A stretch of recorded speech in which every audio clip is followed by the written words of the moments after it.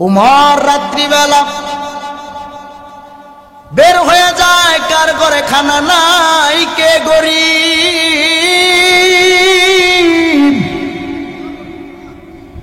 উমর গভীর রাত্রে তাকাইয়া দেখে এক নীরব এক জঙ্গলের কিনারায় একটা ছোট্ট ঘর দেখা যায়।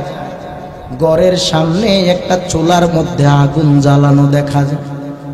চুলায় আগুন জ্বালাইয়া চুলার মধ্যে একটা পাতিলা দিয়া ওই পাতিলের মধ্যে কি জানি ওই মহিলা রান্না করতেছে। মহিলার কুলের মধ্যে দুইটা মাসুম বাচ্চা ঘুমাইতেছে। উমর অনেক দূর থেকে লক্ষ্য করে দেখলেন, দেখিয়া চিন্তায় পড়ে গেল, আহা এই গভীর রাত্রে মহিলাটা কি রান্না করতেছে। এবার এই মহিলার রান্না দেখতেছে। ওমর অনেকক্ষণ ধরে তাকাইয়া তাকাইয়া মহিলার ঘটনা কাহিনীটা দেখতেছে, কি রান্না করে। হঠাৎ করে মহিলার কুলের দুইটা মাসুম বাচ্চা ঘুম থেকে জাগনা পাইয়া মায়ের গলা জড়াইয়া চোখের পানিটা ছেড়ে ছেড়ে বলে, রে আম্মা জান, আজকে 3 দিন ধরে ঘরে কোনো খানা নাই। 3 দিন ধরে আপনি পাতিলার মধ্যে কি রান্না করতেছে? রান্না করেন ঠিকই, কিন্তু 3 দিন ধরে রান্না হয় কোনো খাবার নাই। ও মা, আমরা বড় ক্ষুধার্ত গো মা, তাড়াতাড়ি খানা দাও, আর খিদা সহ্য হয় না রে মা। আম্মা জান চোখের পানিটা কাপড়ের আঁচল দিয়ে মুছতেছে আর বলে, বাবার আর একটু সময় ঘুমাও, রান্না হয়ে গেছে, রান্না হলে রেডি হইরা তোমাদেরকে খাওয়াবো। বাবা আর মাহফিল এইচডি মিডিয়া আহলে সুন্নাত ওয়াল জামাতের একমাত্র ইসলামিক ইউটিউব চ্যানেল। আজ খলিফা পাড়া কেন্দ্রীয় জামে মসজিদ প্রাঙ্গণ, দক্ষিণ চান্দোলা, ব্রাহ্মণপাড়া, কুমিল্লার আয়োজিত 11তম বার্ষিক ওয়াজ ও দোয়ার মাহফিল 2022 25শে মার্চ। উপস্থিত সম্মানিত সভাপতি জনাব আবুল হাশেম খলিফা সাহেব, প্রধান অতিথি জনাব অ্যাডভোকেট আবুল হাশেম খান সাহেব,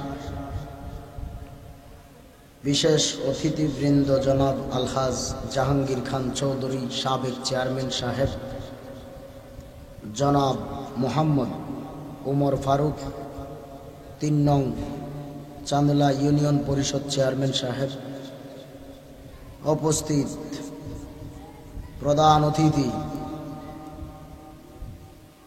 হজরতুল আল্লামা হজরত মাওলানা গাজী সুলাইমান আল কাদরি সাহেব কুমিল্লা,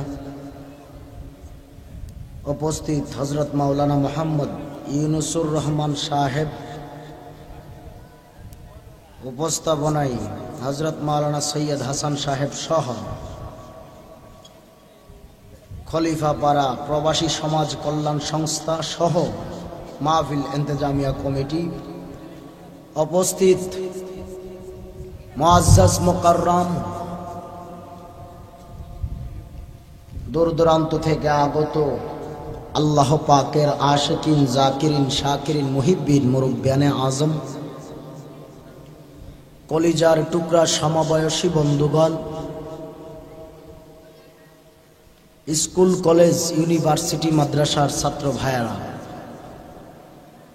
পর্দার অন্তরালে অবস্থানরত শ্রদ্ধেয় সম্মানিতা মা ও বোনেরা, লাখ কোটি শুকর ও সুজুদ যে মহান রব্বুল আলামিনে ফিতনার জামানায় সহি তরিকায় কোরআন ও সুন্নাহর ভিত্তিতে আমি গুনাহগারকে কিছু কথা বলবার, আপনাদের শুনবার মতো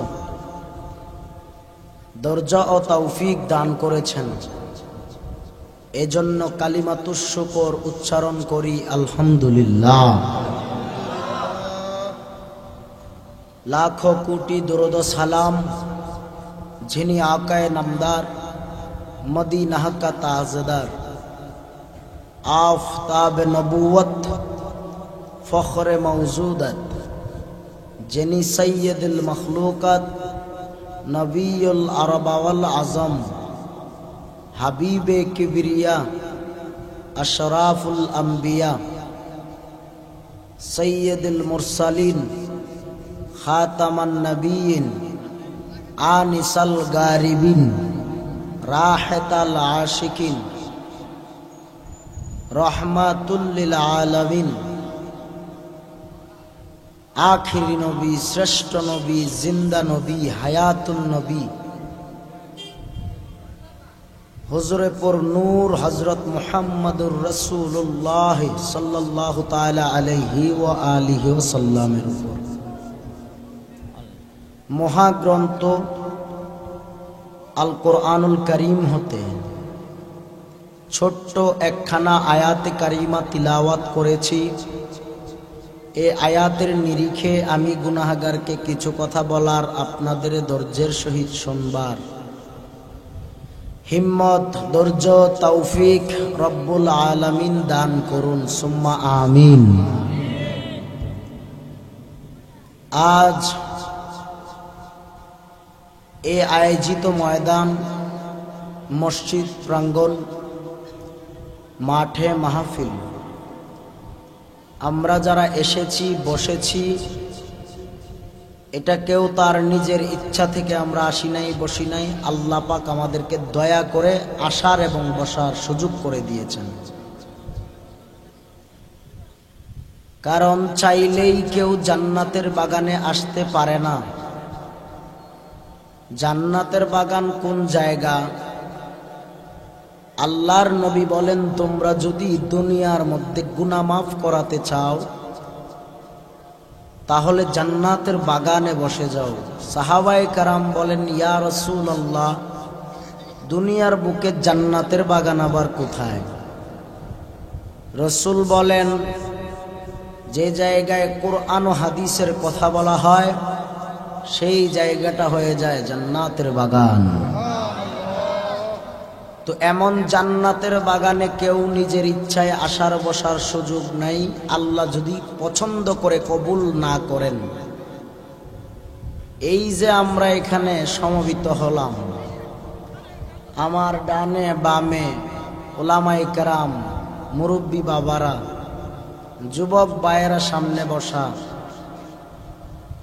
আল্লাহ পাক আমাদেরকে ভীষণ পছন্দ করে এই মাহফিলে বসার সুযোগ করে দিয়েছেন। যখন আল্লাহ পাকের পাগল পারা হয়ে যাবেন, আপনি রাসূলের আশিক হয়ে যাবেন, তখনই আমার আল্লাহও আপনার প্রেমে পাগল হয়ে যাবে। বান্দা বান্দি যখন দ্বীনের লাইনে এক হাত আগায়, এক কদম সামনে দেয়, আমার আল্লাহ তার জন্য 10 কদমের সওয়াব লিখে দেন। তো এই জান্নাতের বাগানে আমরা প্রত্যেকটা মানুষ বসতে পেরে খুশি না বেজার? এই এলাকায় অনেক মানুষ আছে যারা চা স্টলে, দোকানপাটে, বিছানায় শুয়ে আছে, মোবাইল চাপতেছে, টেলিভিশন দেখতেছে, গান বাজনা শুনতেছে কানে হেডফোন লাগাইয়া। এরকম মানুষ আছে না নাই? এই এলাকায় আছে না নাই? কিন্তু তাদের নসিবে এই জান্নাতের বাগান নাই, কারণ তাদের নিয়ত সহি নাই। যদি নিয়ত সহি থাকে, আমার আল্লাহ নিয়ত গুণে বরকত দিয়া দেয়। বুখারীর প্রথম হাদিসে বলা হয়েছে, ইন্নামাল আমা, প্রত্যেকটা আমলের নিয়ত গুণে আপনার বরকত পাবেন। আপনার নিয়ত সহি থাকলে আপনি অল্প আমল করবেন, আল্লাহ রাব্বুল আলামিন অল্প আমলেই আপনার জন্য যথেষ্ট করে দিবেন। বেশি আমল লাগে না, অল্প আমলেই যথেষ্ট, যদি আপনি নিয়ত সহি করতে পারেন। আপনার নিয়ত নাই যে আপনি মসজিদে যাবেন, নামাজ পড়বেন। এটা অনেকে দেখানোর নামাজ পড়ে, অনেকে দেখানোর জন্য মসজিদে যায়, অন্তর থেকে যায় না। বলে ওই যে আপনারা দেখেন মাঝে মধ্যে দেখবেন মসজিদের ভিতরে যখন নামাজে দাঁড়ায় একদল, তারা দেখবেন কোন দিক দিয়ে রুকু দিচ্ছে, কোন দিক দিয়ে সেজদা দিচ্ছে নিজেরই খবর নাই, সেকেন্ডের আগে সেজদা শেষ। আসেনি এমন? সেকেন্ডের আগে সেজদা শেষ। আবার দেখা যায় যখন একজন হুজুর, আমি ধরেন কথার কথা দাঁড়ায় রইলাম, বসে রইলাম, তাকাইয়া দেখতেছি তাই নিয়ে সেজদায় গিয়া ভাক্কা 3 মিনিট। আসেনি?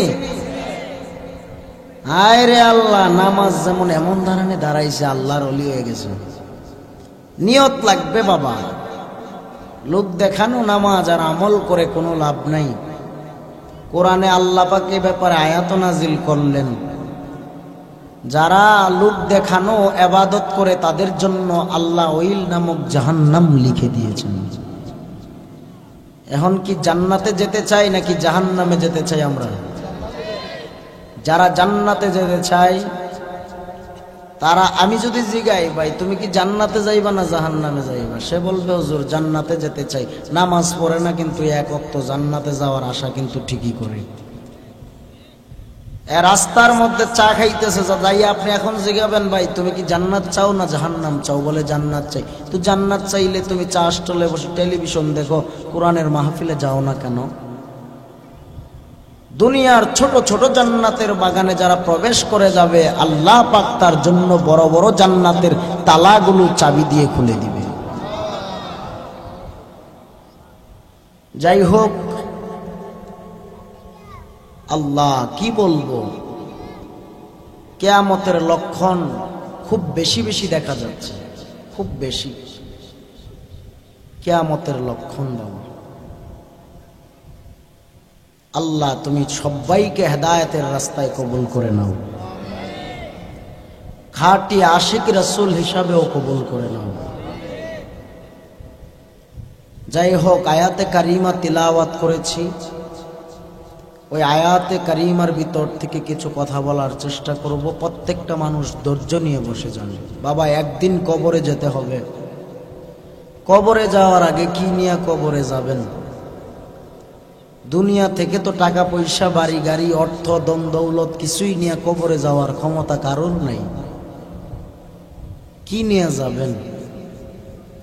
এই জন্য আয়াতে কারিমার মধ্যে আল্লাহ জানায়া দিলেন, বিসমিল্লাহির রহমানির রহিম,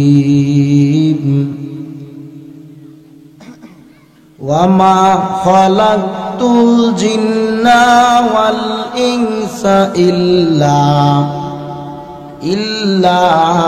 লিয়াবুদুন।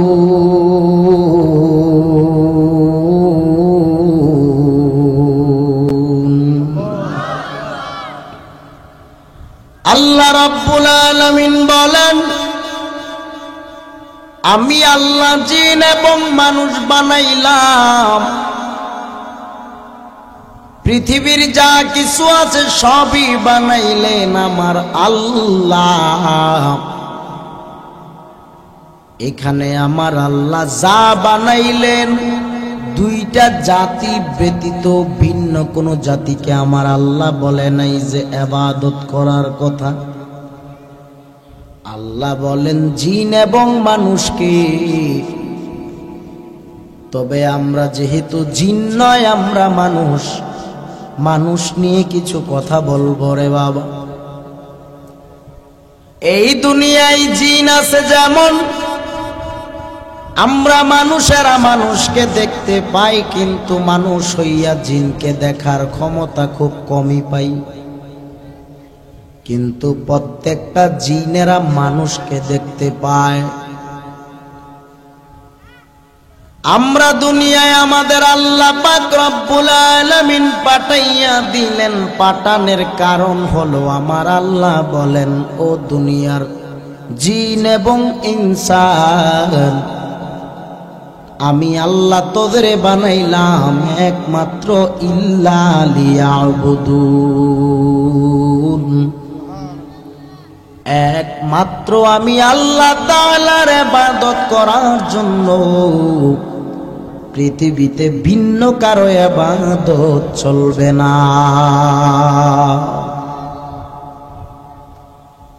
আল্লাহ ব্যতীত ভিন্ন কারো ইবাদত চলবে? আমার এই কথা, এই কোরআনের আয়াতের পক্ষে কে কে আছেন? হাত উঠান। আল্লাহ তুমি প্রত্যেকের কবুল করে নাও, আমিন। এই ময়দানে যারা বসেছি, আল্লাহ তুমি প্রত্যেকের জান্নাতের বাগানে তোমার রাসূলের সামনে এভাবে বসার তৌফিক দান করে দিও। হাত নামান। আল্লাহ ব্যতীত ভিন্ন কারো ইবাদত চলবে না রে ভাই।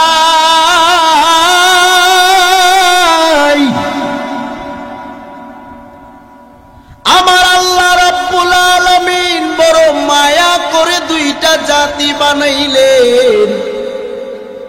পৃথিবীর যা কিছু দেখো সব বানাইলো আমার আল্লাহ।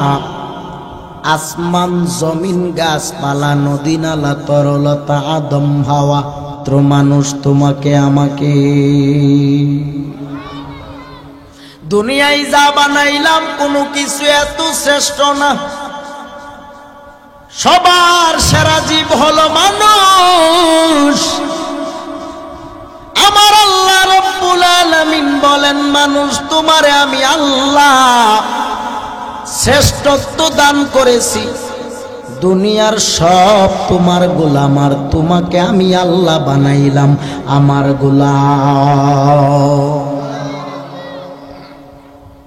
এরে নবীর উম্মতের দল,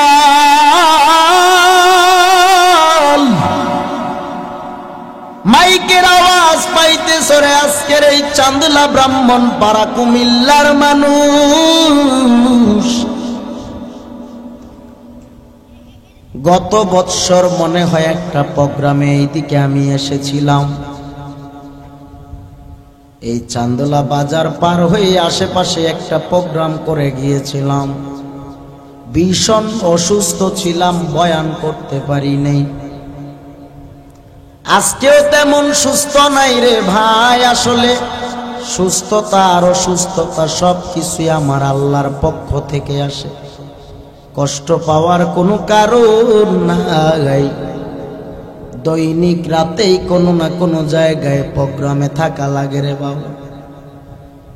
রমজান মাস আসতেছে, রোজার আগের দিন পর্যন্ত মাহফিল আছে রে বাবা।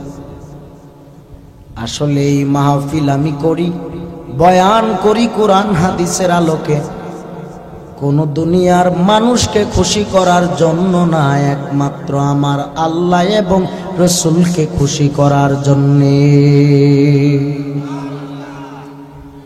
এরে নবীর উম্মতের দল, আল্লাহ রাব্বুল আলামিন বলেন, আমি আল্লাহ তোরে শ্রেষ্ঠত্ব দান করে দিলাম, গোটা কুল কায়নাতটারে তোর গোলাম বানাইলাম। ও বান্দা বান্দি, তোরে আমি আল্লাহ বড় মায়া করে আমি আল্লাহ সব দিছি, আর তোরে বানাইছি একমাত্র আমি আল্লাহর জন্য। কারণ গভীর রাত্রে যখন কোনো বান্দা বান্দি আমি আল্লাহর দরবারে চোখের পানিটা ছেড়ে দেয়, গালবে চোখের পানিটা জমিনে পড়তে দেরি হইয়া যায়, আল্লাহ বলে তোর এই একটা ফোঁটা চোখের পানি তোর নাজাতের ফয়সালা হইয়া যাবি। এরে নবীর উম্মতের দল,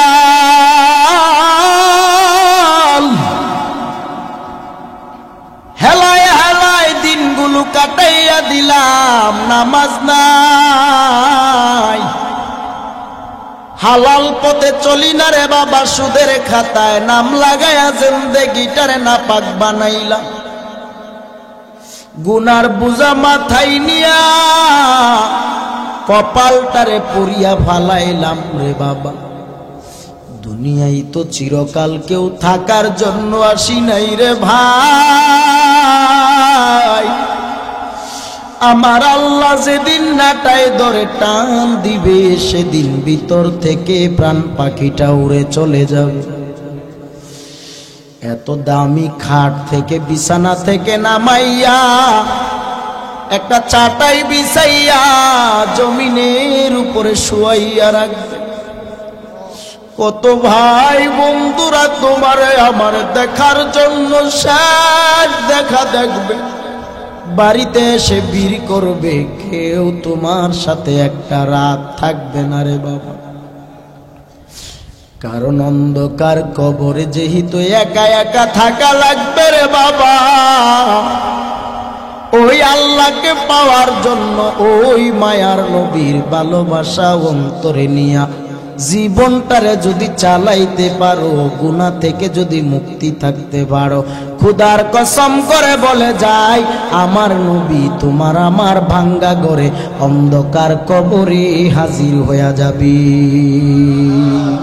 মায়ার নবী কবরে আসতে পারে কি পারে না? জোরে বলো, ক্ষমতা আছে না নাই? এই ক্ষমতা এবং পাওয়ার দিয়েছেন কে? আল্লাহ যদি নবীরে হাজির হওয়ার ক্ষমতা দিতে পারে, তোমার কেন এত চুলকানি হয় রে ভাই? কারণ ওই নবী সম্পর্কে আমার আল্লাহ কত সুন্দর আয়াত নাজিল করে বলেন, বিসমিল্লাহির রহমানির রহিম,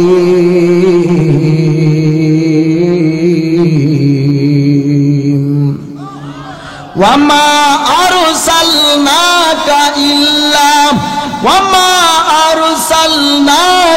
ইল্লা রাহমাতাল লিল আলামিন।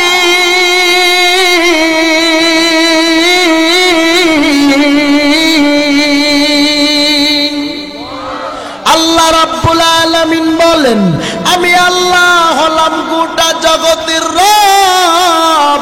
আমার আল্লাহ বলেন, আমি আল্লাহ হলাম গোটা জগতের রব্বুল আলামিন। আর আমার নবীরে আমি আল্লাহ বানাইলাম গোটা জগতের রহমাতুল লিল আলামিন। আমার নবীকে আমার আল্লাহ রহমাতুল লিল আলামিন বানাইয়া দুনিয়ায় পাঠাইলো। কেমন সম্মানের অধিকারী বানাইলেন আমার নবীকে! বলে আল্লাহ তো বলেছে আমি আল্লাহ তোরে বানাইলাম আমি আল্লাহর গোলামি করার জন্য, কিন্তু আমার আল্লাহ আরেক আয়াতে জানাইয়া দিল আমি আল্লাহকে পাইবা কিভাবে? আমি আল্লাহকে পাওয়ার জন্য বাজারে গেলে চায়ের দোকানে যাইয়া চা পাওয়া যায়, চাউলের দোকানে গেলে চাউল পাওয়া যায় রে ভাই, ডাউলের দোকানে গেলে ডাউল পাওয়া যায়, মুদির দোকানে গেলে মুদির মাল পাওয়া যায়। কিন্তু রে বাবা আল্লাহর বাজারে গেলে আল্লাহ পাইবি। আল্লাহর বাজার কোথায়? দুনিয়ার চাঁদলা বাজারে আল্লাহ পাবি না রে ভাই। আল্লাহকে যদি কেউ পেতে চায় তারা যেন আমার নবীর ইত্তেবা এবং অনুকরণের মাধ্যমে আমার আল্লাহকে পায়। যারা নবীকে পাইয়া আল্লাহ পাবে তারাই আমার আল্লাহর জান্নাতে প্রবেশ করবে। ওই মায়ার নবীর প্রেমে আমার আল্লাহ নিজেও স্বয়ং পাগল।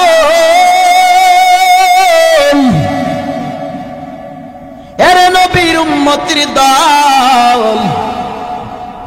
ওই নবীর প্রেমে আমার আল্লাহ কেমন পাগল। সূরা আহজাবের 56 নম্বর আয়াতে আমার আল্লাহ নিজে জানাইয়া দিল, কারণ আমি আল্লাহ আমার বন্ধু নবীর প্রেমে দরুদ সালাম জানায়, আমার ফেরেশতারাও জানায়, ও দুনিয়ার ইমানদার গণ তোমরাও জানাও।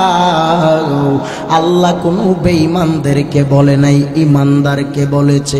কারণ বেঈমানেরা নবীর সম্পর্কে সব জানবে কিন্তু মানবে না, কারণ জানার নাম ঈমান নয়, মানার নাম হলো ঈমান।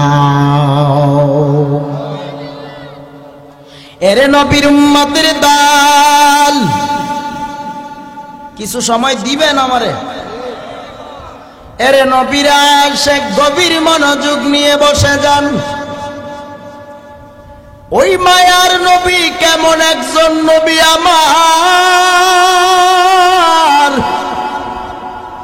আল্লাহ রাব্বুল আলামিন তো বলেন কুল ইন কুনতুম তুহিব্বুনাল্লাহ ফাত্তাবিউনি ইউহিব্বুকুমুল্লাহ ওয়া ইয়াগফির লাকুম যুনুবাকুম ওয়াল্লাহু গফুরুর রহিম।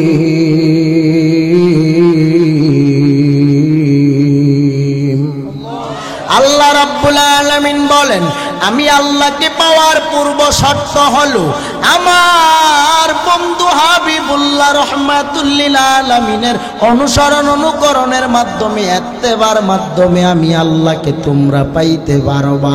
এর নবীর উম্মতের দল, আমার নবীকে পাইয়া যদি আল্লাহকে পাইতে পারো আমার আল্লাহ তোমার জন্য জান্নাতটা লিখে রাখছে। এর নবীর উম্মতের দল, আমার আল্লাহ যে এত সুন্দর করে জান্নাত বানাইলো রে বাবা, আবার জাহান্নামটারে বড় ভয়ানক করে বানাইলো। এরে আমার আজকের চান্দলা ব্রাহ্মণ পাড়ার বাবারা, আমার আল্লাহ তো এই জান্নাতটারে খালি রাখবে না, জাহান্নামটারেও খালি রাখবে না। জান্নাতীরা জান্নাতে যাবে, জাহান্নামীরা জাহান্নামে যাবে।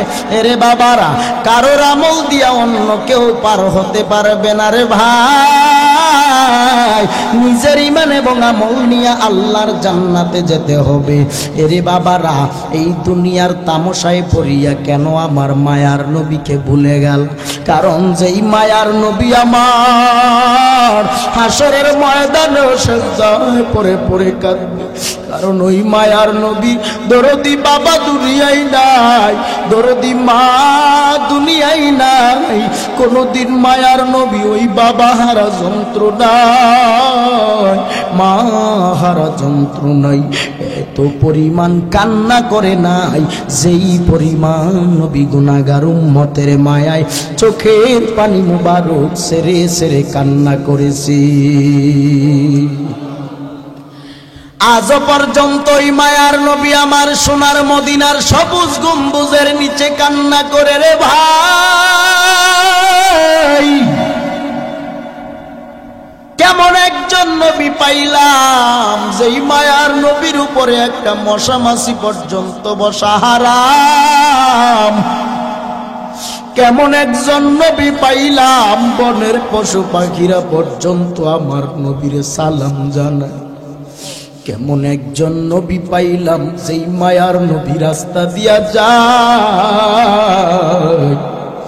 গাছপালা পর্যন্ত নুয়া নুয়া আমার নবীরে ছায়া দেয়, সালাম জানায়।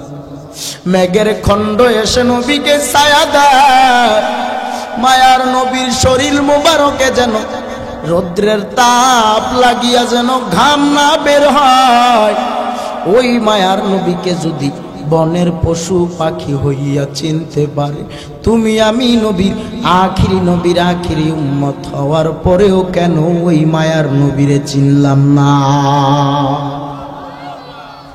কারণ আমার আল্লাহ কোন নবী পয়গম্বরকে বলে নাই হাবিবুল্লাহ রাসূলুল্লাহ।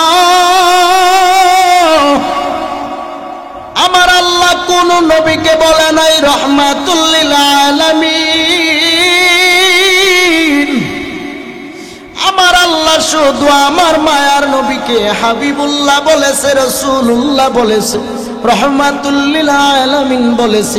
কেন বলেছে জানো?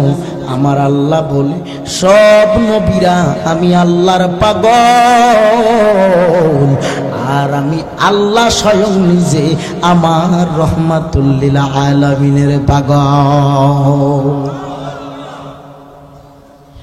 এরে নবীর উম্মতের দল, গভীর মনোযোগ, কথাগুলো বুঝতেছেন? এরে ভাই, এই ময়দানে যারা বসেছ কেউ আমার রূপ আর আমার চেহারা আর আমার কণ্ঠ শোনার জন্য বসো নাই আমি জানি। খোদার কসম করে বলি প্রত্যেকটা মানুষ আমার নবীর প্রেমের পাগল হয়ে বসেছে। কারণ যেই ব্যক্তিগুলি নবীর প্রেমে পাগল হয়ে যাবে, আমার নবীও তার আপন হয়ে যাবে। কারণ যেই কথাই ছিলাম, নবীর শরীরে একটা মশা মাছি পর্যন্ত বসা হারাম। যারা দাঁড়িয়ে আছেন ভাই, কষ্ট করে বসে যাই, ফ্যান্ডেলে জায়গা আছে, সামনের দিকে আগায় আসেন, সুন্দর হবে, পিছনের ভাইয়েরা বসার সুযোগ পাবে। আপনার পাশে আরো আমার ভাইয়েরা যারা আছে তাদেরকে বসার সুযোগ করে দিন, কেউ কথা না বলে ধৈর্য নিয়ে বসে যাও রে ভাই। কেমন নবী পেয়েছো, কেমন নবীর সম্মান নিয়ে আলোচনা চলতেছে রে চান্দলা ব্রাহ্মণ পাড়ার মানুষ। এমন নবীর সম্মানের বয়ান শোনার পরেও কিভাবে তুমি ঘরের ভিতরে বসে রইল? মনটা কি চায় না ওই মায়ার নবীর মোহাব্বত নিয়া জান্নাতের বাগানে বসে যাইবা? আর এই জান্নাতের বাগানে বসে বসে চোখের পানিটা ছেড়ে ছেড়ে আল্লাহর দরবারে কান্না করে তওবা করে নিবা। সামনে আসতেছে রমজান মাস, এই রমজানে, গত রমজানে তোমার দাদারা ছিল, তোমার বাবারা ছিল, তোমার বন্ধুরা কতজনই দুনিয়ায় ছিল। এই বছর রোজার মাস রমজান মাস আসতেছে, তাকাইয়া দেখো তোমার কত আপন জনেরা দুনিয়ায় নেই। এরে বাবা, আমিও তো থাকবো না, তুমিও তো চিরকাল দুনিয়ায় থাকবা না রে ভাই। কেন এত পাষাণ দিল নিয়ে জীবন চালাইতেছ? দিলটারে কি নরম করিয়া চোখের পানিটা ছাড়তে পারবা না? দুনিয়ায় তো কেউ চিরকাল থাকার জন্য আসি নাই রে বাবা। একদিন তো দুনিয়া ছেড়ে কবরে চলে যাব, কি নিয়ে যাব? নেওয়ার মতো তো কোনো আমল আমাদের নাই। এরে নবীর উম্মতের দল, এই জন্য বলবো যারা বাহিরে আসো এখনো সময় আছে, জান্নাতের বাগানে কোরআনের মাহফিলে বসিয়া যদি মায়ার নবীর মোহাব্বতে চোখের পানিটা ছেড়ে দিতে পারো, সব কিছু কবুল হতেও পারে, নাও হতে পারে, কিন্তু চোখের পানিটা আমার আল্লাহ খালি ফিরাইয়া দিবে না। এরে নবীর উম্মতের দল,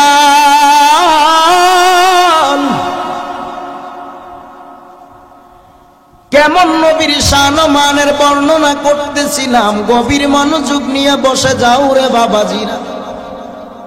যেই নবীর গায়ে মশা মাছি বসা হারাম, ওই মায়ার নবী নুরানি গাল মুবারকে এক ইহুদি একটা থাপ্পড় মারছে। যেই নবীর শরীরে কোনোদিন কোনো মশা মাছি বসে না, ওই মায়ার নবীর গাল মুবারকে ইহুদি থাপ্পড় মারলো কেন জান? কারণ মায়ার নবী এমনও দিন যায়, 3 দিন হইয়া যায় মায়ার নবীর পেটে কোনো খানা নাই। খেজুর খাইয়া খাইয়া, খুরমা খাইয়া দিনগুলো পার করিয়া দেয়। তুমি আমি তো 3 বেলার মধ্যে 1 বেলাও খাবার কম খাই না রে বাবা। 3 বেলার মধ্যে 2 বেলা ভালো খাবার খাই। অনেক সময় দেখা যায় 3 বেলায় ভালোই খানা খাইতেছি, কিন্তু এমনও দিন যায় আমার নবী দিন কায়েমের জন্য খানা নাই, ঘুম নাই। ওই নবীর দেওয়া এত সুন্দর ইসলাম পাইলা, এই সুন্দর দিন তুমি কেমনে আমানত পাইয়াও এত আমানতের খেয়ানত করতেছো রে বাবা? দুনিয়ায় তো চিরকাল থাকবি না, কেন আমার নবীর প্রেমে এখনো পাগল পারা হতে পারলি না রে বাবা? কপালটা বুঝি বড় খারাপ। এরে নবীর উম্মতের দল, মায়ার নবী কূপের মধ্যে পানি উঠাইতেছে। ইহুদি মায়ার নবীকে কর্মচারী হিসাবে রাখলো, নবী পানি উঠাইয়া দিবে কিছু খেজুরের বিনিময়। কিছু খেজুরের বিনিময় মায়ার নবী ইহুদির বাড়ির কূপের ভিতর থেকে পানি উঠাইতেছে একটা বালতি দিয়া। বালতির রশিটা ছিঁড়ে কূপের ভিতরে পড়ে গেল। পড়ে যাওয়ার পর আমার নবী মাথাটা নিচে দিয়া বলে, রে ইহুদি ভাই, তোমার বালতিটা তো কূপের মধ্যে পড়ে গেল। ইহুদি আমার মায়ার নবী এমন সুন্দর নুরানি গাল মোবারকের মধ্যে যখন থাপ্পড় বসাইয়া দিছে, মায়ার নবীর সুন্দর গাল মোবারকটা 5 আঙ্গুলের দাগ বসে গেছে। মায়ার নবী নিজের গালের দিকে হাত না দিয়া সঙ্গে সঙ্গে ইহুদির হাতের মধ্যে ধরে বলে, রে ইহুদি ভাই, তুই আমারে থাপ্পড় দিছো, তুই কি হাতে ব্যথা পাইছো নাকি? ইহুদি নিজের ভুলটা বুঝতে পাইরা বলে, ইয়া রাসূলুল্লাহ, আপনি কোনো সাধারণ নবী না, কারণ আপনারে আমি থাপ্পড় মারলাম। দুনিয়ার কাউরে একটা গালি দিলে উল্টা সে আবার প্রতিবাদ করার জন্য আমারে 10টা গালি দিবে, কিন্তু আপনারে আমি এত জোরে কষাইয়া থাপ্পড় মারলাম, তারপরেও আপনি আমারে গালি না দিয়া কোনো প্রতিবাদ না করিয়া আপনি আমার হাতের খবর নিলেন। ইয়া রাসূলুল্লাহ, আপনার কালেমা পড়াইয়া আমারে এখনই আপনার দিনের লাইনে নিয়ে যান, আমারে মারেন কাটেন বিচার করেন, আমার কষ্ট নাই, তবুও নবী আপনার কালেমা থেকে আমারে বঞ্চিত করিয়েন না। এইভাবে নবী কষ্ট করে করে এই সুন্দর ইসলামটারে কায়েম করে গেল রে ভাই। এই জন্য বলবো, এই মায়ার নবীর আর কাঁদাইস না রে বাবা। আজকে কেন নবীর সুন্নতের দাড়িটারে লম্বা বানাইলাম, নবীর সুন্নতের পাগড়িটা কেন মাথায় লাগাইলাম, এই গায়ে লম্বা জামা কেন পরলাম রে বাবা? লম্বা জামা পরার কারণে, দাড়ি লম্বা করার কারণে, মাথায় পাগড়ি পরার কারণে আল্লাহ সম্মান কমায় না, বরং এত সম্মান দিয়েছে আল্লাহর রহমতে। সাধারণ মানুষের থেকে আমরা আলেমেরা 100 গুণে 1000 গুণে ভালো আছি, কারণ আল্লাহ সম্মান দিয়েছে। কারণ যারা আমার আল্লাহর হয়ে যায়, রসুলের হয়ে যায়, আল্লাহ তাদের সম্মান বাড়ায়া দিবে। কারণ আল্লাহ বলেন, আমি আল্লাহ যার সম্মান বাড়াইয়া দেই, দুনিয়ার কেউ তার সম্মান কমাতে পারে না। আর আমি আল্লাহ যারে বেইজ্জতি বানাই, সম্মান কমাইয়া দেই, দুনিয়ার কেউ তারে সম্মানওয়ালা বানাতে পারে না। এরে আজকের চান্দেলার মানুষ, ওই মায়ার নবী কেমন জানো? যুগে যুগে কত কাফের বেঈমানরা আমার নবীকে মারার কত পরিকল্পনা করেছে রে ভাই। উমর নামের এক যুবক পাগল হয়ে গেল, মদিনার নবী মুহাম্মদকে মারবে। আরবের জমিনের বাদশাহ ডেকে বললেন, এমন কোন পালোয়ান আছো নাকি মদিনায় মুহাম্মদ আছে, তারে হত্যা করতে পারবি? হত্যা করলে তোর পুরস্কার আছে। বলে, পুরস্কার কি? যে ব্যক্তি মুহাম্মদের হত্যা করবি তারে আমি আরবের জমিনের 100 লাখ লুটের মালিক বানাইয়া দিব। সুবহানাল্লাহ বলবেন না নাউজুবিল্লাহ? এরে নবীর উম্মতের দল, বাহিরে কেউ কথা না বলি ভাই, গভীর মনোযোগ নিয়ে বসি। হেদায়েতের জন্য বাবা বেশি কিছু লাগে না, নেক নিয়ত আর নেক আমল যথেষ্ট।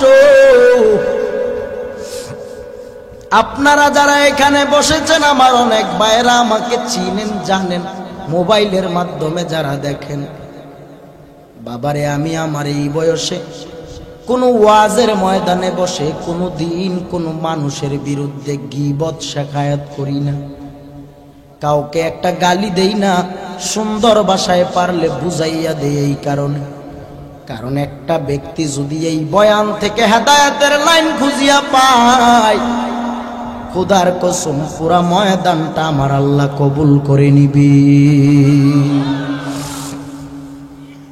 গতকালকেও আমি সিলেটের জমিনে 5 জন যুবকের দাঁড় করাইলাম। যুবক দাঁড়াও, আজকে থেকে ওয়াদা করার নামাজ ছাড়বি না। কে আসো? 5টা যুবক। 5টা যুবক বলার পরে 10-15 জন যুবক দাঁড়াইয়া বলে, খুদার কসম করে বলি হুজুর, দুনিয়ার হায়াতের জিন্দেগিতে আর একদিনও নামাজ ছাড়বো না, নিজের ইচ্ছায় ভুলেও অজান্তেও ছাড়বো না। পাশাপাশি দাড়ি নাই, দাড়ি লম্বা করব, আর কোনোদিন দাড়ির মধ্যে খুর লাগাবো না। বাবারে, এই নিয়তগুলো যদি করে নিতে পারো, দিলটারে নরম করে খাঁটি দিলে যদি চলতে পারো, মানুষের হক যদি নষ্ট না করো, গালি যদি না দাও, মানুষের বিরোধিতা যদি না করো, খুদার কসম তোর সম্মান অটোমেটিকলি বেড়ে যাবে। এরে নবীর উম্মতের দল, আরবের জমিনের বাদশা ডেকে বলে, কে আছো? ওই মুহাম্মদের কতল করবি, 100 লাল উট পুরস্কৃত করা হবে।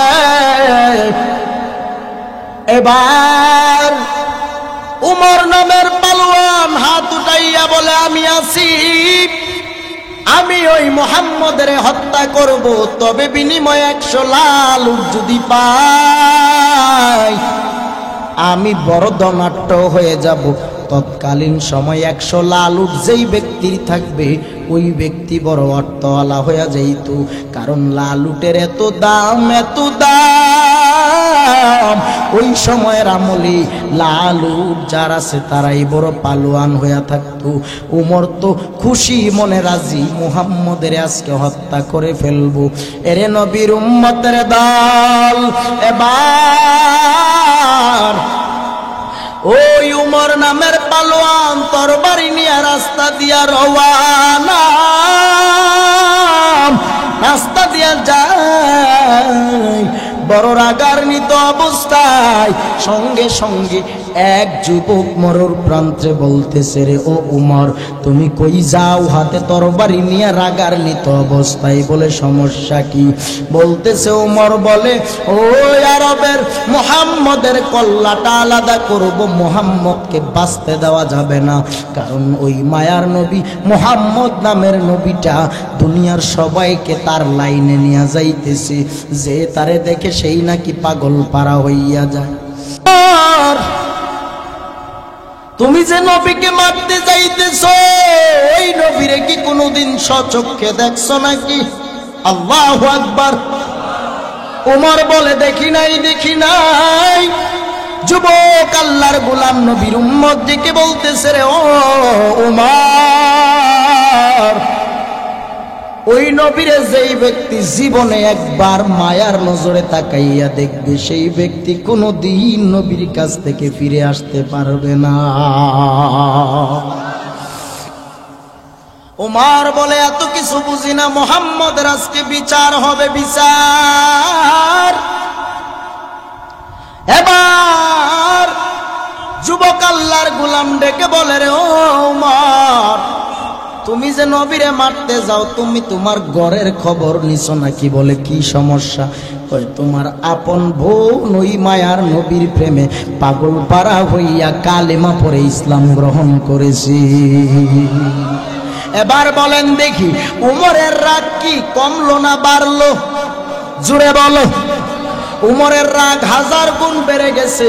কারণ এতক্ষণ নবীরে মারার জন্য মাথায় চিন্তা ছিল, এখন মাথায় চিন্তা হলো, যেই নবীর কালেমা পড়ে আমার বোন পাগল হয়ে গেল, আমি ওই আমার আগে আমার বোনের বিচার করব।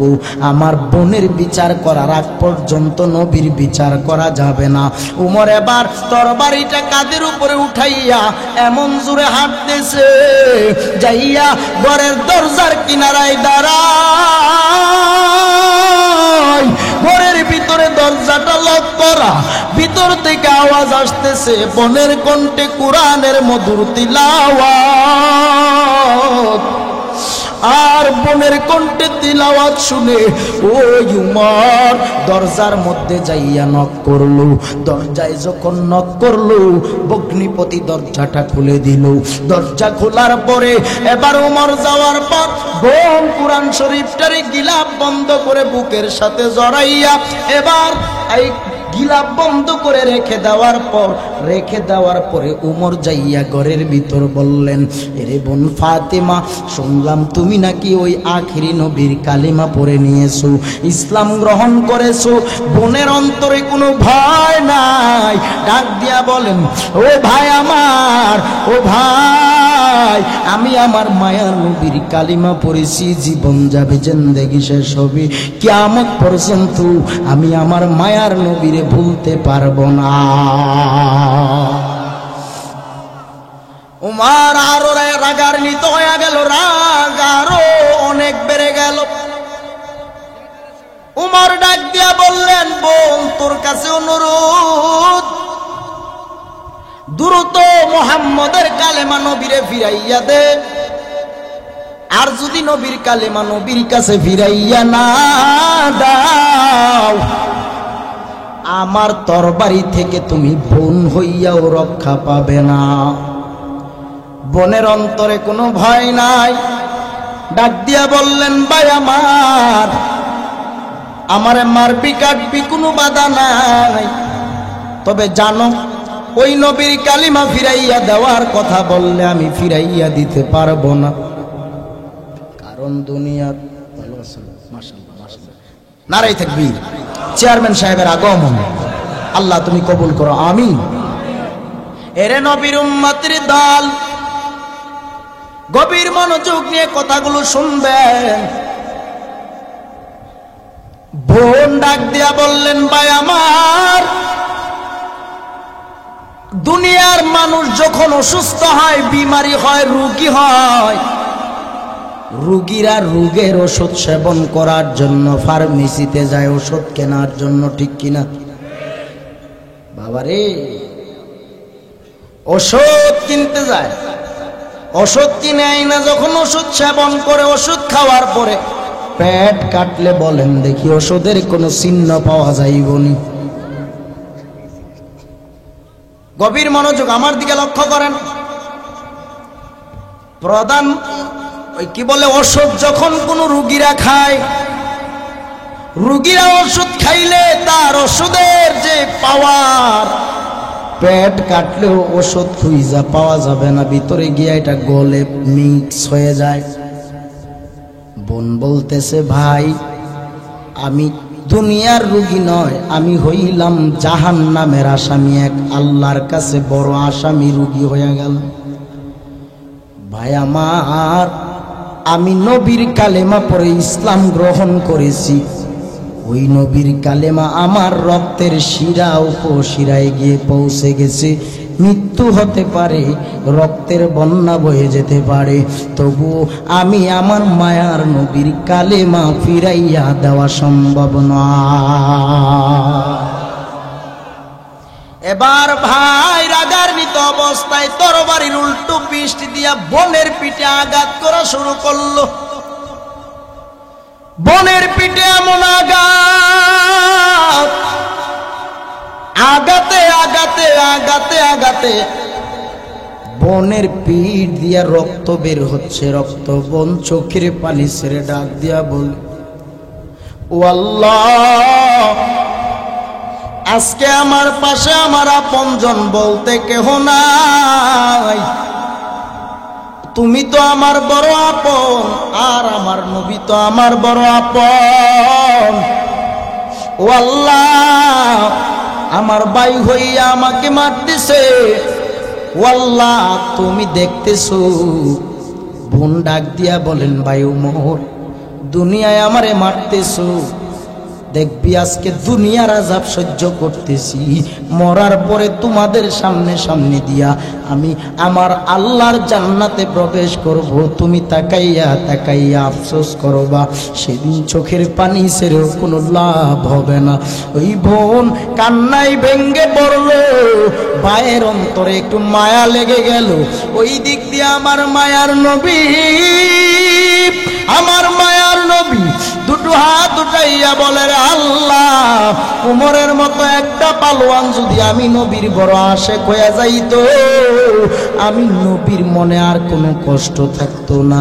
আমার আল্লাহ তো আমার নবীর দোয়া খালি ফিরাইয়া দিতে পারে না। আমার আল্লাহ নবীর দোয়া কবুল করে নিল।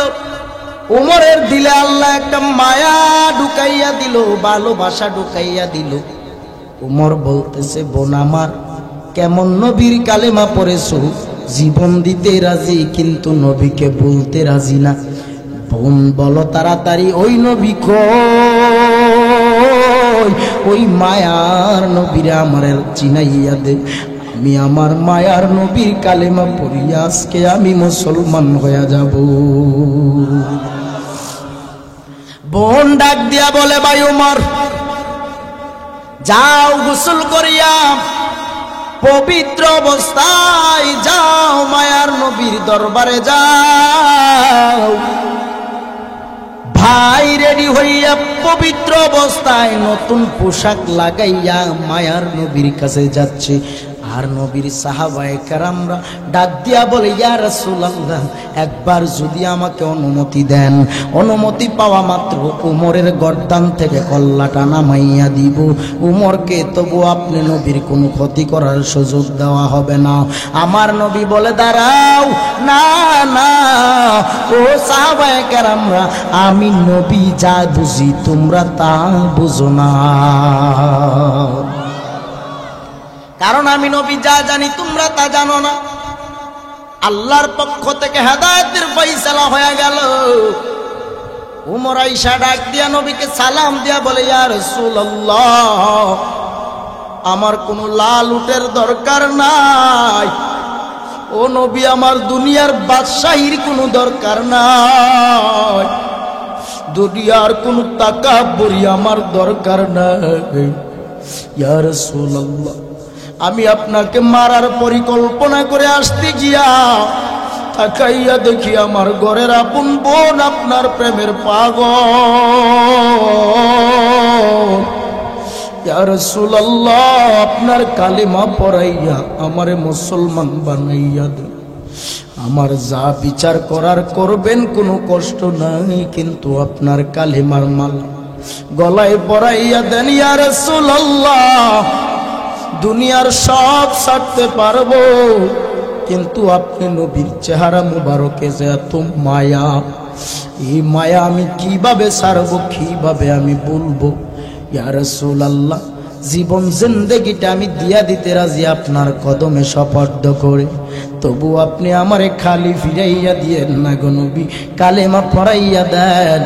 আমার আল্লাহর নবী রহমাতুল লিল আলামিন বলেন, পড়ো আমার সাথে সাথে, লা ইলাহা ইল্লাল্লাহু মুহাম্মাদুর রাসূলুল্লাহ সাল্লাল্লাহু আলাইহি ওয়াসাল্লাম। নবী আমার জীবন ভরে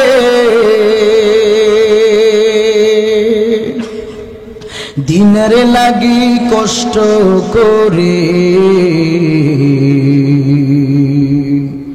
তারপরেও কত মারা মারলো কাফের দুশমনে, তারপরেও কত মারা মারলো কাফের দুশমনে। নবী বিনে কে তরাবে ফুলসিরাত মিজানে, নবী বিনে কে তরাবে ফুলসিরাত মিজানে। খারাপ লাগে? নবীর মায়া নাই কি তোমার,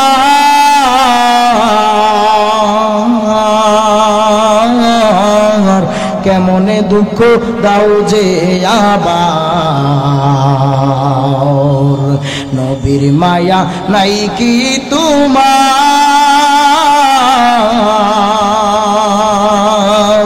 কেমনে দুঃখ দাও যে আবার। দামদান শহীদ হইল উহুদেরই ময়দানে, দামদান শহীদ হইল উহুদেরই ময়দানে। নবী বিনে কে তরাবে ফুলসিরাত মিজানে, নবী বিনে কে তরাবে। নবী আমার কেমন ইয়াতীম,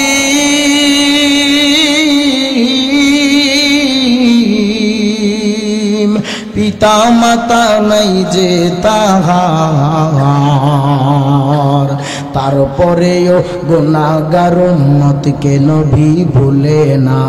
নবী বিনে কে তরাবে ফুলসিরাত মিজানে, নবী বিনে কে তরাবে ফুলসিরাত মিজানে। আল্লাহু আকবার। খারাপ লাগতেছে আপনাদের? ওমরের মতো পালোয়ান বান্দা ওই মায়ার নবীর প্রেমে পাগল পারা হইয়া কালিমা পড়ে যখন ইসলাম গ্রহণ করে নিল রে বাবা,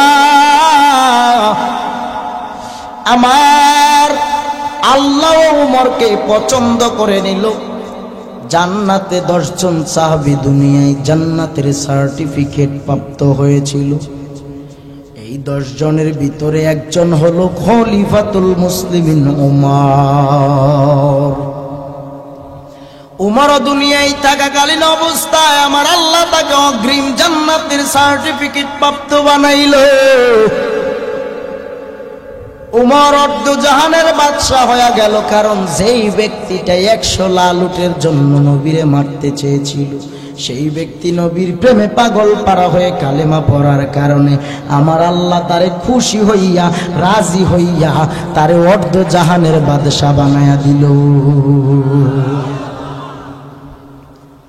ওমর দিনের বেলা বিচার কাজে লিপ্ত, রাত্রিবেলা গভীর রাত্রে মানুষের ঘরের দরজায় দরজায় হাজির হয়ে যায়। আল্লাহু আকবার। উমরের মতো পালোয়ান নেতা, অর্ধজাহান পরিচালনাকারী উমর দিনের বেলা মানুষের বিচার কাজ করে। কার কি সমস্যা নিয়ে বিচার আছে, বিচার আচার সমস্যা সমাধান করে দেয়। রাত্র যখন গভীর হয় ওমর পালোয়ান আরামের বিছানায় পিঠ লাগায় না, বালিশে মাথা লাগায় না। গভীর রাত্রিবেলা বের হইয়া মানুষের ঘরের দরজায় দরজায় হাজির হইয়া যায়। কার ঘরে খানা নাই, কার ঘরে টাকা নাই, কার ঘরে পয়সা নাই, অভাব। এরে নবীর উম্মতের দল, এই বয়ানটা জাবেদ ভাই মেম্বার সাহেব মোবাইলে শুনাইয়া বলে, হুজুর এই আলোচনাটা একটু করে যাবেন, খুব ভালো লাগে। বাবাজিরা ঘটনাটা অনেকেই জানেন, সংক্ষেপ উমরের আলোচনায়। উমর রাত্রিবেলা বের হয়ে যায়, কার ঘরে খানা নাই, কে গরিব। উমর গভীর রাত্রে তাকাইয়া দেখে এক নীরব জঙ্গলের কিনারায় একটা ছোট্ট ঘর দেখা যায়। ঘরের সামনে একটা চুলার মধ্যে আগুন জ্বালানো দেখা যায়। চুলায় আগুন জ্বালাইয়া চুলার মধ্যে একটা পাতিলা দিয়া ওই পাতিলের মধ্যে কি জানি ওই মহিলা রান্না করতেছে। মহিলার কুলের মধ্যে 2টা মাসুম বাচ্চা ঘুমাইতেছে। উমর অনেক দূর থেকে লক্ষ্য করে দেখলেন, দেখিয়া চিন্তায় পড়ে গেল, আহা এই গভীর রাত্রে মহিলাটা কি রান্না করতেছে। এবার এই মহিলার রান্না দেখতেছে। ওমর অনেকক্ষণ ধরে তাকাইয়া তাকাইয়া মহিলার ঘটনা কাহিনীটা দেখতেছে, কি রান্না করে। হঠাৎ করে মহিলার কুলের 2টা মাসুম বাচ্চা ঘুম থেকে জাগনা পাইয়া মায়ের গলা জড়াইয়া চোখের পানিটা সেরে সেরে বলে, রে আম্মা জান, আজকে 3 দিন ধরে ঘরে কোনো খানা নাই। 3 দিন ধরে আপনি পাতিলার মধ্যে কি রান্না করতেছেন? রান্না করেন ঠিকই, কিন্তু 3 দিন ধরে রান্না হয় কোনো খাবার নাই। ও মা, আমরা বড় ক্ষুধার্ত গো মা, তাড়াতাড়ি খানা দাও, আর খিদা সহ্য হয় না রে মা। আম্মা জান চোখের পানিটা কাপড়ের আঁচল দিয়ে মুছতেছে আর বলে, বাবার আর একটু সময় ঘুমাও, রান্না হয়ে গেছে, রান্না হলে রেডি হইরা তোমাদেরকে খাওয়াবো। বাবা আর একটু ধৈর্য ধরে ঘুমাও।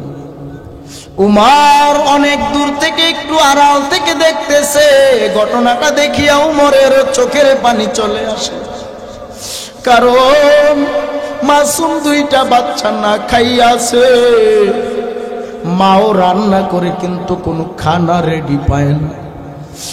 এবার ওমর যাইয়া একটু আগাইয়া মহিলাটার সামনে গিয়া বলে, রে আম্মা জান, কি রান্না করতেছেন? কি রান্না করেন? আপনার বাচ্চারা বুঝি 3 দিন ধরে খানা পায় না, আমি এতক্ষণ দেখছিলাম।